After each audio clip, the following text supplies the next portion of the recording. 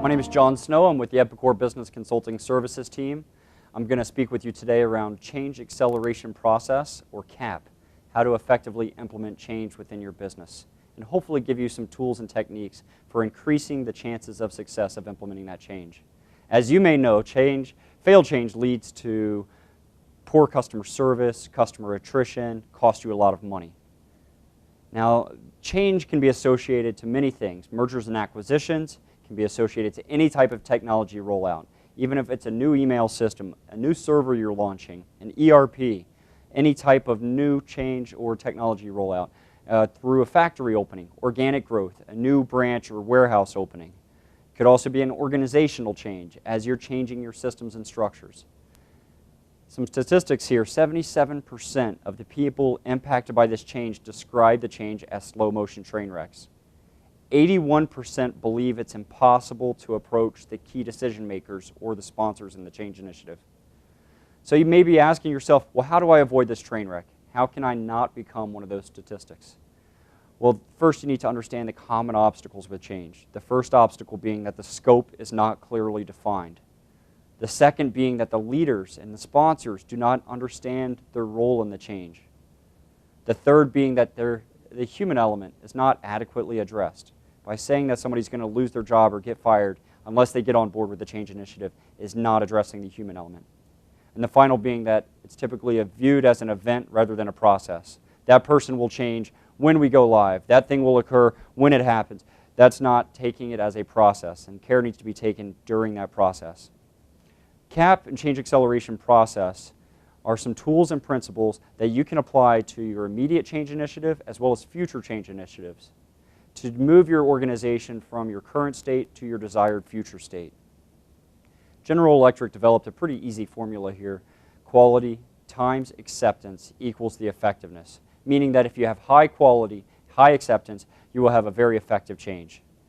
So if you have a mediocre quality, if you have some acceptance, your change is going to be very unlikely. It's not going to be effective. What you need to have is high quality, high acceptance for that change to be very effective. And that acceptance is the human factor, how those people are receiving and applying that change and getting on board with the change. Some of these strategies include, first, the critical success factors. And those critical success factors can be outlined with a cross-functional team in a workshop environment. Epicor uses Post-it notes and the core and extended team to outline things like the must-do, the must-have, and the results you're looking for.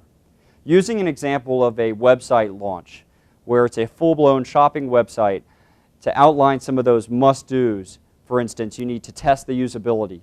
Make sure you have a good design of the user interface. Train your customers on how to use that site. What must you have? Maybe more robust servers. Maybe some additional requirements that need to be included in the scope, like credit card processing, customer-specific pricing, or enhanced online ordering or catalogs. And then the results. All of these results should be measurable. To say that we want more customers to go to our website is not measurable. You need to say, for instance, 10% of our strategic accounts should be able to order online as a result of this new website. So the results need to be measurable so you can see when success is achieved. The next, and these feed into a project charter, and that's the next strategy. Develop a project charter. So what's important within a project charter is not only the scope, but what's out of scope, as well as critical elements like the rationale. Why is the project being pursued? Also, the key deliverables. Think also about some of the authority items, when the team has full authority to act and when the sponsor has the right to veto, to give them the latitude to move forward with the project and make the appropriate progress without prohibiting their movement and creating obstacles along the way. The third element in strategy is get a grip, and that it stands for goals, roles, interpersonal, and processes. This is a survey to baseline your team to understand if they understand why the company is pursuing this change initiative, if those individuals understand the role that they're going to play in the change initiative, how well they get along and the interpersonal effects, and then the processes. Do they effectively communicate? Are their meetings structured? Do they have a repository for documentation? And by baselining those results and then having the same survey issued at the milestones of the change initiative, then you can understand where adjustments may need to be had. So for instance, if your goals and the score with your team start slipping, you need to address and make sure you voice the vision again. The fourth strategy is develop an elevator speech. And of course, that term comes from when you're on the ground floor of an office building, you have the opportunity to pitch to whomever's in the elevator what you're doing, what success will look like, and what you need from that person being spoken to by the time you reach that shareholder's office. It's usually around 130 words or less, but you can see that it's a great way to verbally communicate and voice a vision. We've seen some off-the-cuff elevator pitches, and they generally do not resonate with your customers. A more tailored elevator pitch, for instance, on this B2B website example would be, we've made investments as an organization to deliver more value and customer service to you.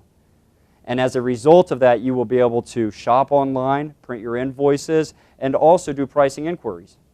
If you see any issues with our website or you have any concerns, please do not hesitate to contact us.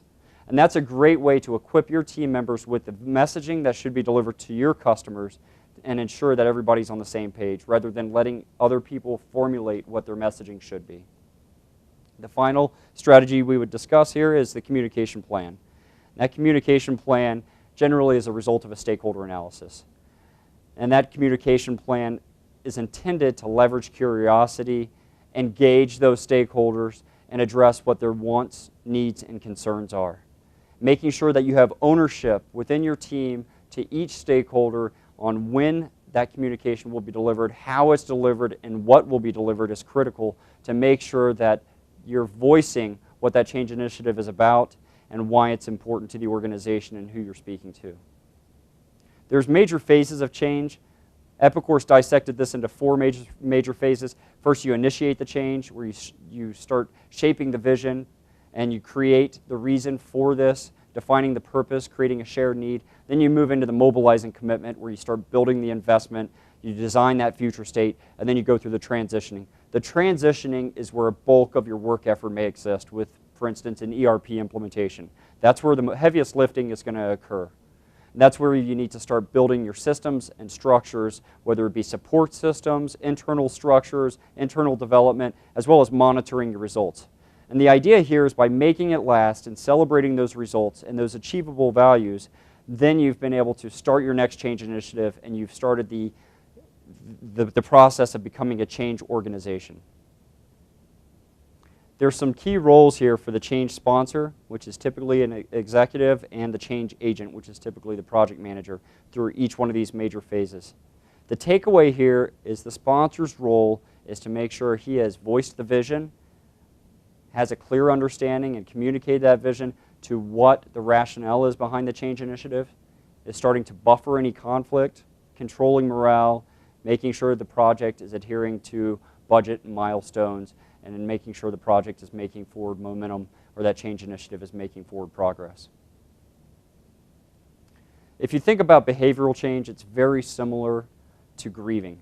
When somebody hears about a major change being inflicted on them, they will first go through shock, maybe some denial, then they may get angry or depressed about it. Finally, they will start accepting it and then integrating it with their overall strategy, and that goes with the understanding. The idea is to get someone from shock to acceptance as quickly as possible. And you can do that best by over-communicating to those individuals. People often will have resistance to change initiatives, and it's for many reasons. Maybe they don't understand the vision, and they're swimming against the tide, and they don't fully understand why they need to change the way they're doing business. They think their current process, their current job role is efficient. They also may ask, well, what's in it for me?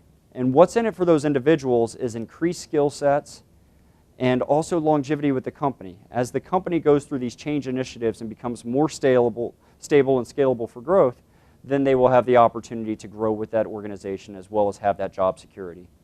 Some people are burned by past experiences, and that's why they're also resistant to change. They may say, we tried this in the past, it didn't work. What's different about it this time? And you need to make sure you take care and address some of those concerns. Just remember that people don't resist change, they resist being changed because of a risk to their security, maybe to their status, maybe to their authority in the situation. And that risk presents some resistance. And take care, again, in those individuals and address that to make sure they understand their job security will be there, their status, and maybe some of their authority will be there because their subject matter expertise is invaluable to implementing that future change initiative. So the 5 strategies, just in summary, that we recommend that you take care in and you practice in any major change initiative would be: understand your critical success factors, develop a project charter, baseline your team with a GRIP survey for goals, roles, interpersonal, and processes, develop an elevator speech to make sure everybody's on a clear, concise, consistent verbal vision that they can communicate, and also have a communication plan so that your stakeholders will understand what it is you're doing and why it's important.